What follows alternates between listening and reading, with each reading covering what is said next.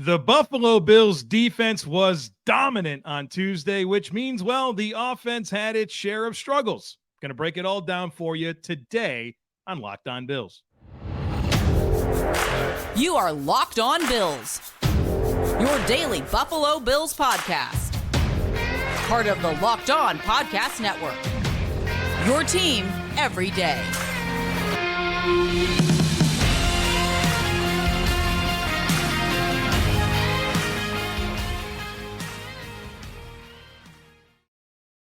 What's up, Bills Mafia? It's Joe Marino, author of Go Bills and Buffalo's Run, also the co-host of the Locked On NFL Scouting Podcast, and I'm your host of Locked On Bills. Want to thank you for making Locked On Bills your first listen every day, and a big welcome and shout out to our everydayers. You know who you are. Those of you who never miss a single episode, I appreciate y'all being here very, very much. I'd also like to invite you to subscribe or follow for free on YouTube or wherever you listen to podcasts. We're part of the Locked On Podcast Network, your team every day. Well, folks, for the second day in a row, I was able to take in Buffalo Bills training camp practice live from St. John Fisher, and I've got a lot to share. You'll find out real quick. It was a great day for the defense and not a great day for the offense. But before I get into all this stuff, I would like to let you know that Thursday night, I'm going to be at Imperial Pizza with Pat Moran. Should be getting there around 6:30 or so. Plan on staying for a few hours. We're going to record a live podcast, but also want to have an opportunity to be able to say hello to as many of you that are able to make it out. Again, this Thursday, Imperial Pizza with Pat Moran, getting there around 6:30 or so. Plan on staying for a few hours and really, really looking forward to that and trying to maximize my time here in Western New York. It's been a great start to the week. So got a lot more to come, right? Wednesday, the players are off, but Thursday, the Bills will have a practice, and then that event on Thursday night. And then, of course, the scrimmage on Friday. I'm going to be at that, and we'll give you a post-scrimmage reaction podcast as well. So a lot more to come as I enjoy this week in Western New York. Again, a big shout out to my Aunt Karen. As you can tell, if you're watching on YouTube, this is not the normal setup. I'm at my Aunt Karen's house, and I'm in her kitchen recording this podcast. And so big thank you to her for making her home available to me and, allowing me to take over her kitchen to set up all this recording stuff that's all over the place. So, all right, let's talk about this practice that I watched on Tuesday morning. Really, really tough day for the offense. And I want to start there, and then we'll get to the defense. Tough day. Really tough day. At least 3 false starts. Receivers weren't necessarily winning the ball in the air with any level of consistency, but the big problem was pass protection. Pass protection was a major, major letdown for the Bills offense. And the Bills defensively were working a ton of different blitzes, and that's a couple days in a row where it was a real blitz-heavy situation. We'll talk about that more as we focus in on the defense, but just know they were sending a lot of pressure. There were situations where they were overloading, whether it was the edges, overloading the A gaps, and sending players. The offense just didn't have a lot of answers. And some of it was guys getting beat on blocks, and some of it was just the Bills not being able to offensively diagnose these pressure packages and get the ball out quick enough to make them pay for blitzing. It just didn't happen.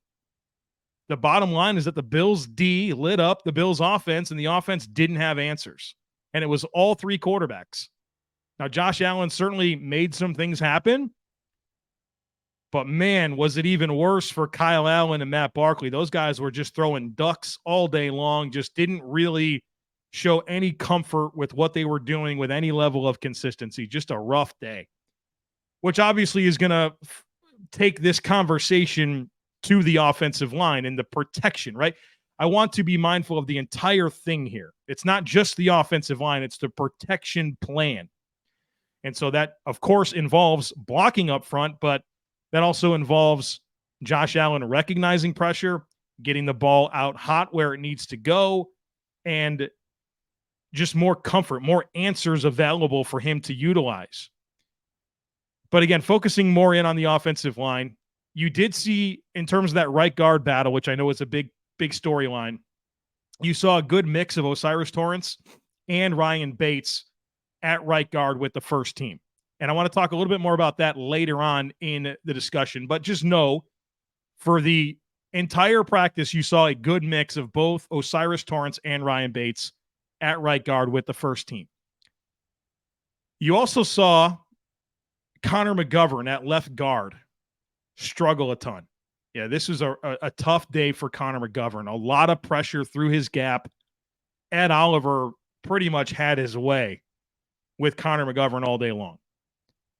And we did see, and this is a bit of a new thing that I haven't seen yet, we did see David Edwards with the first team at left guard in place of Connor McGovern. And I'm not sure if that was part of the plan, and that, hey, we want to make sure that David Edwards gets reps with the first team. This is going to be a great opportunity to do it. Or if it was a decision that was made based on the results of how practice was going. Because Ed Oliver wasn't letting this offense execute. He gave the O-line fits. So that's a little note there. So you saw good rotation between Bates and Torrence. You saw Connor McGovern struggle at left guard, and you saw David Edwards get some first-team left guard reps. Now, when it goes to the depth of the offensive line, one thing I noted yesterday, and it continued today, is that Brandon Shell was exclusively the second-string right tackle. David Quessenberry was exclusively the second-team left tackle, which means Tommy Doyle is getting all third-team reps, and Nick Broker, one of the Bills' draft picks, is also getting all third-team reps. I cannot recall either player getting a rep with the second team or higher on either Monday or Tuesday. So when we're talking about the depth of this offensive line and sorting out who's going to make the roster, it would appear that both Tommy Doyle and Nick Broker need some help to make the roster. And obviously there's a lot left to go here. It hit me today. It's August 1st. The Bills play a game on September 11th. There's a lot of time left for the Bills to get some of the answers that they need for the roster. And so while we do have 6 days of training camp practice to reflect on, we still have a whole lot more practice to come and a lot more opportunity for the Bills to find the answer to some of the questions that they have with the roster. But as things currently stand, it would appear Tommy Doyle and Nick Broker are going to need some help to make this 53-man roster. The Bills did, in terms of this practice that I just watched, I think it was very intentional that the defense was blitzing a ton, right? And I think the Bills probably had a theme of the practice in that defensively they were going to work on their pressure packages, and offensively they were going to work on dealing with pressure packages.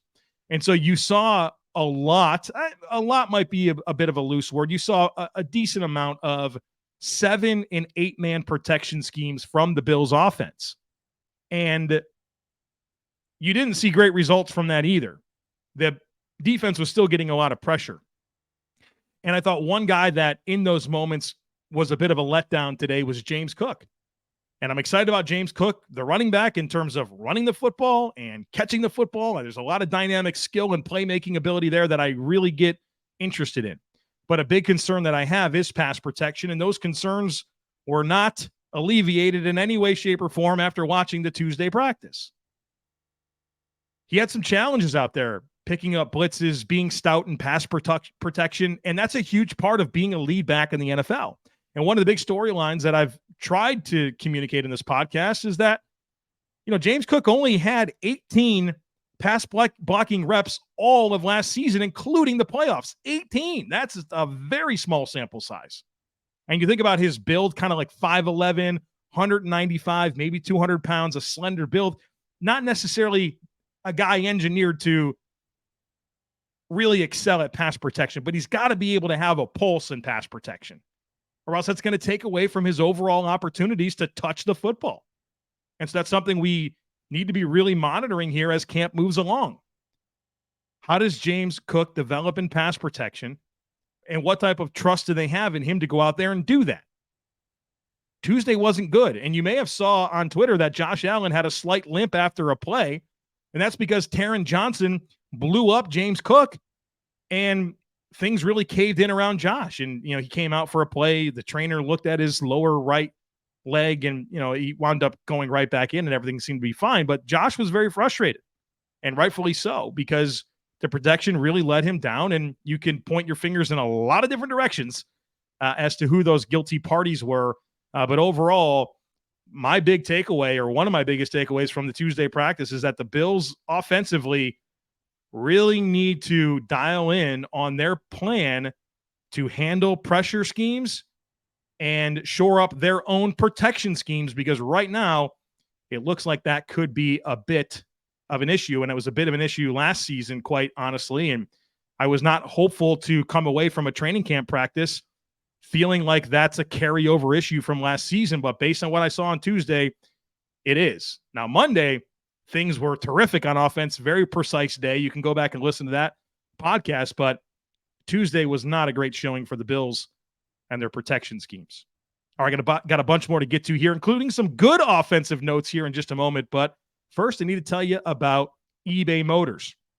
Our partners at eBay Motors have teamed up with Locked On Fantasy Football host Vinny Iyer to bring you some of the best fantasy picks each week, all season long. So whether you're prepping for a draft or scouting the waiver wire, every week we're going to provide you with players that are guaranteed to fit on your roster. So with draft prep underway for the upcoming season, let's see who Vinny has picked out for us on this week's eBay's Guaranteed Fit Fantasy Picks of the Week. When the top tier of quarterbacks is off the board in fantasy football drafts in 2023, there's another line of luxury passers and runners who are guaranteed to fit your starting lineups every week. One of them is Bears quarterback Justin Fields, who started rolling out of the garage last season and is bound to jump into the fast lane this season.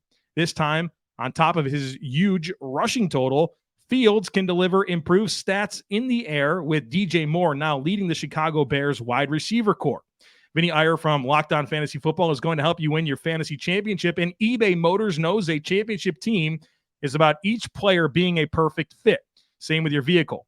With eBay Guaranteed Fit and over 122 million parts and accessories for your vehicle right at your fingertips, you can make sure your ride stays running smoothly. Air filters, brakes, batteries, tail lights, alternators, shock struts, you name it, eBay Motors has it, and they'll make sure it's the right fit for your car, because eBay Guaranteed Fit helps you understand exactly what part you need for your vehicle the first time. So go forth, switch gears, crank the AC, and say goodbye to sweating if your ride needs a little fixing up, because now you know that you'll always be set up for success from the get-go with eBay Guaranteed Fit. Everything you need for your vehicle is just a click away. For the parts and accessories that fit your vehicle, just look for the green check. Get the right parts, the right fit, and the right prices at ebaymotors.com. Let's ride. eBay Guaranteed Fit, only available to U.S. customers. Eligible items only. Exclusions apply.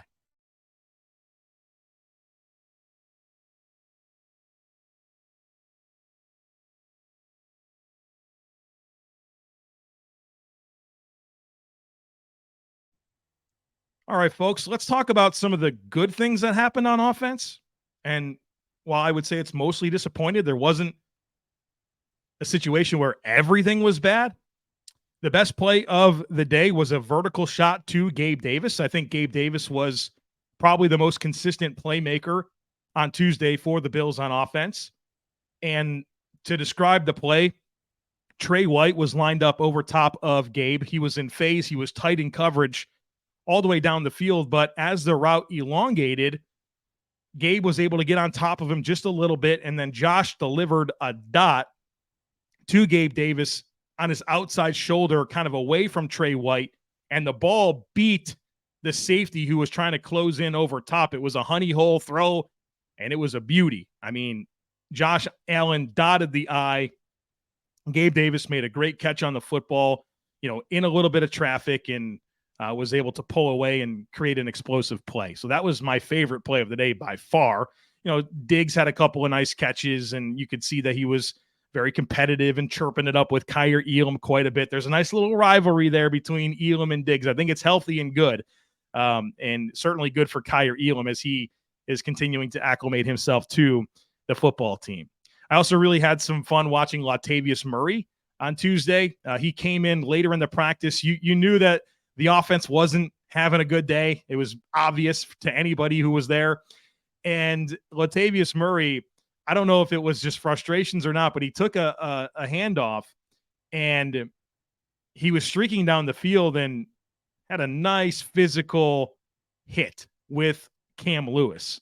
And pads were popping a little bit, and that sparked some things. You saw some guys get a little bit motivated from that, and then they went right back to Latavius Murray, and he finished the run again. He was a guy that really kind of sparked things, which is nice to know. Like if you have a rut on offense, you're trying to get Josh Allen going, the protection schemes are failing, and it's a frustrating day throwing the football. Just give the ball to Latavius Murray and his, 230 pounds, a lot of speed, veteran back, and, change things up and, be physical right back to the defense. And that was kind of fun to see on Tuesday during the practice. Now, one thing that I thought was interesting in watching the offense that really popped for me, my eyes have been on the offense a lot, obviously. Josh Allen, Dalton Kincaid, how this scheme is going to evolve under Ken Dorsey, a lot of rotation with the playmakers, right? I'm interested in that. I'm interested in everything, but I find myself a little bit more watching the offense. And by all indications, through 2 days of watching this team, they're going to run a lot of 12 personnel. And it feels like the personnel grouping that I'm seeing the most, not just in team drills, but in the install sessions, in the moments where they're trying to just work on tempo of plays and that type of stuff, you are seeing James Cook at running back, Gabe Davis and Stephon Diggs at receiver, and then Dalton Kincaid and Dawson Knox. That's the primary group. It's the 5 offensive linemen, Josh Allen, and then 4, 13, 14, 86, and 88. And you can watch the practice and kind of get an idea for how they're going to utilize these players. But what stood out to me, and I'm a little surprised that I haven't come up with this yet because we've talked extensively about 12 personnel over the last several months, what it can mean, how the Bills can deploy it, and what advantages they can create. But one thing that I didn't think of until I'm watching it happen on Tuesday is that when they have this 12 personnel group, again, James Cook is your running back, Gabe, Steph Diggs, Dalton Kincaid, and Dawson Knox.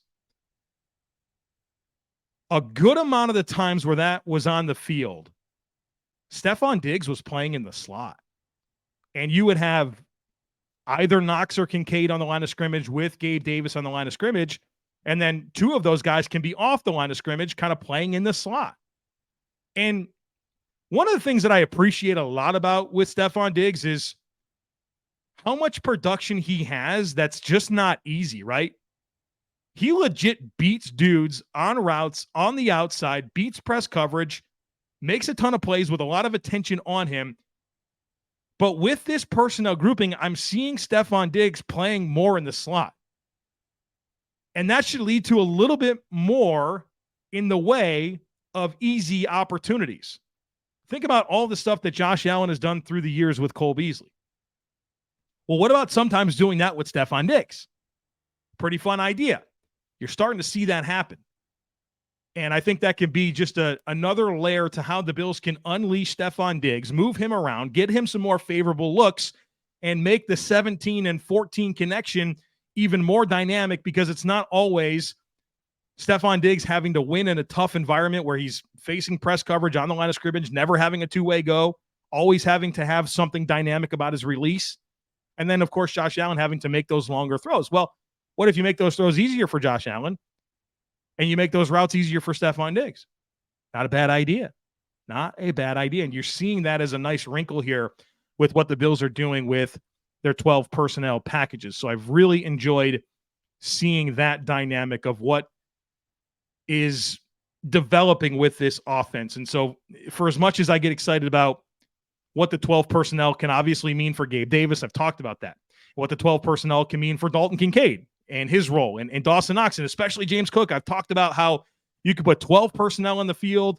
James Cook is your running back, and you put 2 tight ends on the field with a running back, and you're going to force the defense into bigger personnel, right? Potentially more base packages. And then the next thing you know, you motion James Cook out of the backfield, you're empty, and you're putting a lot of stress on that defense. You can also put a lot of stress on the defense with the ways you can move Stephon Diggs around to create better looks and easier opportunities for Josh and Steph to get going. And so I think that's a piece of this 12 personnel conversation that I haven't done a good enough job communicating, because I haven't thought of it until I saw it today. But it makes me really excited. And I hope it does you too, because I think we're all excited about Steph Diggs. He's having a great camp, tons of intensity, was absolutely unguardable yesterday. But this piece can really unlock things even more once it comes regular season time and we really get to see what this offense is going to look like. So I'm very, very excited about that.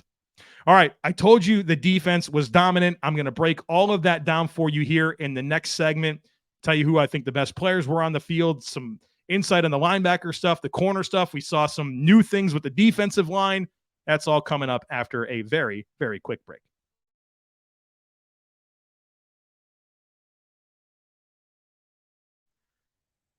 All right, folks, the star of the show on Tuesday was the defense. The word that I have written down, and if I could summarize the defense in any word from Tuesday, it would be suffocating. They were swarming. They played fast. They were all over the place. They were really affecting the quarterback, stressing the protection, and not giving up much at all. Great day for the Bills defense. Talked about the pressure overloads all day. A lot of overload situations with the A-gaps, overload situations on the edges, and they were wreaking havoc. They were a problem. They were a problem for Ken Dorsey, Josh Allen, in this offense. Ed Oliver, best football player on the field today. Not close either. Thought he was the best player. I think yesterday, I don't know, you might have been able to say Josh Allen, Stephon Diggs, Gabe Davis, all those guys were phenomenal. The best football player on the field on Tuesday was Ed Oliver. Gave Connor McGovern all he could handle. Had a couple of plays against screens where he was able to retrace the screen and like make tackles for losses on screens, just everywhere. He was awesome. I would say the second and third best players on the field for Tuesday were Leonard, Floyd, and Matt Milano, and that was fun to see.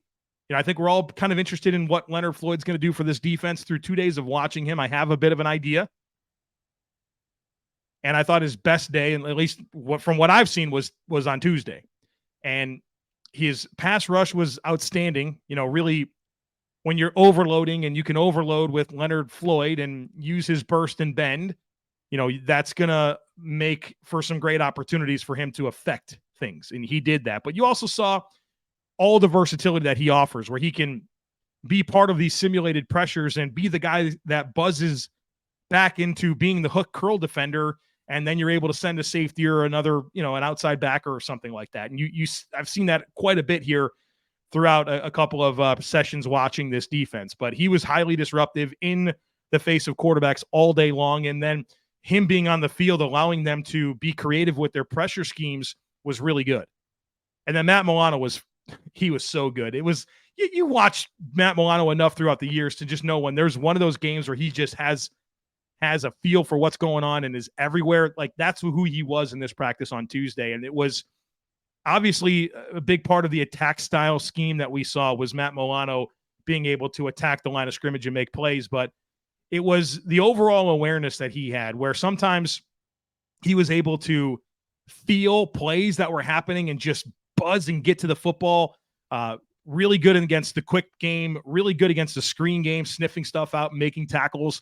And then he had a really impressive defensive highlight where later in the practice, Josh Allen identified a matchup that I thought was a good matchup to go at. Dalton Kincaid on a seam route to, facing Matt Milano one-on-one down the field. And it was tight coverage from Matt Milano, but it was still a throw that I think was a good choice by Josh Allen. I think you got to test those types of matchups with Dalton Kincaid. And Josh gave Dalton the catchable football, but Matt Milano won the rep. He was able to out-leverage him and outwork him for the football, and it was incomplete. And, you know, I think that's just the great part of having a guy like Matt Milano, is he can neutralize threats like a Dalton Kincaid, and you saw all of that happen on that rep. I thought the rush groups were really interesting. You saw some rush groups where the four defensive linemen were Leonard Floyd, Greg Rousseau, AJ Epinesa, and Ed Oliver. That gets me excited. I like that, right? If you're going to rush four, you don't got Von Miller. That's probably the best group you can throw at him. So that was fun. You also saw Boogie Basham get some chances to reduce inside and rush. And Boogie Basham got some first-team reps on Tuesday as well. And so that's something to be mindful of as you consider where he falls into this defensive line rotation. It looks like he might be a little higher than some might think. I've gotten a lot of questions in the subtext, and folks, check out the Locked On Bills subtext community, something we've been offering for a few months now, but is really taken off now that we're kind of in season here with training camp, and it's one-on-one texting conversations with me, and I send out mass text messages to everyone with my thoughts and reactions to news and all that type of stuff. So check out the Locked On Bills subtext community. There's a link in the show notes every day that you can click on and join. So check that out. Would love for you to become part of that. But a theme that I'm gathering from all of those text messages is people are curious about Shane Ray. And so because of that, I wanted to focus in on him a bit more today. And he had some good moments. He had a very clean win. I would call it a sack. Of course, they're not tackling quarterbacks. So in the play was blown dead, but Shane Ray had a clean win over David Quessenberry for a sack, used speed, and then dip and ripped to get underneath the pads and won very cleanly. And he also had another good pressure as well. So a couple of good splashy moments from Shane Ray today, but I would say based on rotation through 2 days, he's very clearly behind Rousseau, Epinesa, Floyd, Basham, and Lawson. And so he's like defensive end 6 right now. And if Von Miller were there, he'd be defensive end 7. And I just don't know if the numbers are going to work out for him to make this roster. We had a rest day from Jordan Poyer at safety, which meant Taylor Rapp ran with the first team defense with Micah Hyde on the field. And one thing I'll tell you about Taylor Rapp, he is physically impressive. His body composition really stands out to me. And maybe that sounds weird to you, but I've been scouting football players for a long time, and that's part of it, right? Body composition and profile and what guys look like. And my goodness, Taylor Rapp is an impressive specimen. Really jacked up dude. And he was out there and he was flying around. He plays fast and physical. I really like Taylor Rapp. But he got the opportunity to run with the ones with Jordan Poyer out. And then you saw Cam Lewis and Damar Hamlin get some first team reps as well on Tuesday. And I'm sure some of that, of course, is with Jordan Poyer taking the rest day. Hamlin did have an interception, maybe a bit of a questionable interception. The ball was in the air and the whistle was blown. And then Damar kind of broke on the football and made a shoestring catch and, ran it back almost for a touchdown. But David Quessenberry was able to track him down at about the 5-yard line. I don't know if everyone stopped playing because the whistle was blown, which is probably a pretty fair assumption, but it was still really cool to see that. And it was a big, moment for the crowd to see Damar have the ball. And, it was cool. It was definitely cool to see. I think Cam Lewis is having a good camp, folks. He is making some noise. I thought this might happen. I've talked about that a lot in the last few weeks here leading up to camp, and through 2 days, I'm seeing him get some opportunities and make plays. Brought a lot of physicality. He was willing to mix it up with Latavius Murray on those couple runs. He had a big pass breakup, good throw from Josh Allen, vertical shot to Khalil Shakir on a post route. And I think Shakir, you would have liked for Shakir to make the play, but Cam Lewis was able to break on the football, get himself in a good spot, and deflect the ball away at the catch point. So a couple of big splash plays for Cam Lewis in this practice. And four-phase special teamer, can play in the slot, can play safety. Folks, I think he's got a pretty good chance of making this roster. Matt Milano, I talked about him already. Very, very good day for him. But I think just overall, this attack style defense really works for Matt Milano. And I love that, right? Matt Milano's a core foundational piece of this roster. And I think this Sean McDermott scheme is really going to unlock him even more. Not only is he able to kind of clean things up and, you have an upfield penetration style defense, and that puts Matt in some good positions to clean up, but him in coverage when you're being aggressive with your pressure packages, that puts a little bit more stress on Matt Milano to be a matchup linebacker and really do that and go stride for stride with these tight ends, which he's fully capable of. And so I just think that this scheme is going to be really good for Matt Milano. That's a big thought that I've had in watching things through the first couple of days. Tyrel Dodson got all the first team reps at Mike linebacker today. I thought he played well. I thought he was instinctive. He flew around. He was able to get into the flats and buzz and make some plays outside the numbers. I thought Dodson had a good day. It was his full opportunity at middle linebacker, which brings up a pretty interesting comment here because we've seen this rotation at middle linebacker between Tyrel Dodson And then we saw Terrell Bernard, and then we saw Balin Spector have his entire day to run with the first team defense. And then we saw the rotation continue. Dodson got an entire second day. Bernard got an entire second day. Spector did not get an entire second day. It was Dodson. Dodson's gotten 3 full days out of 6 practices so far through training camp. So are we down to only 2? Is Balin Spector still a candidate here for this job? The rotation would have suggested that today should have been Balin Spector's day, but that didn't happen. So maybe we're down to 2. Not sure. Let's talk about the other big battle, cornerback. Kaiir Elam and Dane Jackson, I thought, got pretty close to equal reps with the first team opposite of Tre'Davious White. Benford did get some run with the first team today, but not much, not nearly as much as Elam and Jackson, in my opinion. And then Benford, like I said yesterday, he didn't really get any run with the first team. Now, it is interesting because before practice, defensive backs coach and passing game coordinator John Butler met with the media, and he said, of course, there's a plan for the competition at CB2. He said that the reps have been pretty equal with the first team, but they're also not ruling out a platoon. And I've been suspicious of a platoon for a while now between these 3 guys, and they'll have 3 different skill sets, and they all, bring 3 different things to the table. But when I think about this aggressive attack style front that we've been watching and these pressure schemes, it's forcing this defense to be a little bit more of a one high safety look and more man coverage, but maybe not all the time. And so could the rotation skew more game plan specific? Could there be certain games where they lean more into Kaiir Elam versus Christian Benford versus Dane Jackson, or flip that however you want? And games where you want to be man heavy with a lot of blitzes, maybe you want to lean more into Kaiir Elam. And games where you feel like you got to play back in a little bit more zone, maybe that's more of a Christian Benford or a Dane Jackson type game. So a lot of time left, but as I try to put the pieces together and speculate about what this is going to look like, I thought that was interesting. Lastly, I do want to make a note here on some missing people from practice on Tuesday. Sean McDermott was not at practice, had a personal family matter, saw some rumblings out there that his son was playing baseball in Cooperstown this morning. And so I'm guessing Sean McDermott went to that. And if so, good for you, dude. Like I wouldn't miss that either. So he was supposed to be back on Tuesday afternoon. I don't think there's anything to be concerned about, but Sean McDermott wasn't there. Jordan Poyer, like I mentioned, had a veteran rest day. Tim Settle didn't practice. He had a groin injury that he was nursing. Isaiah Coulter, knee injury, he didn't practice. Brian Thompson, wide receiver, concussion, he was out. Cornerback Kyron Brown missed with a groin. And then, of course, Von Miller, Jordan Phillips, and Tyler Medikevich are still on the PUP list, and they didn't practice. All right, folks.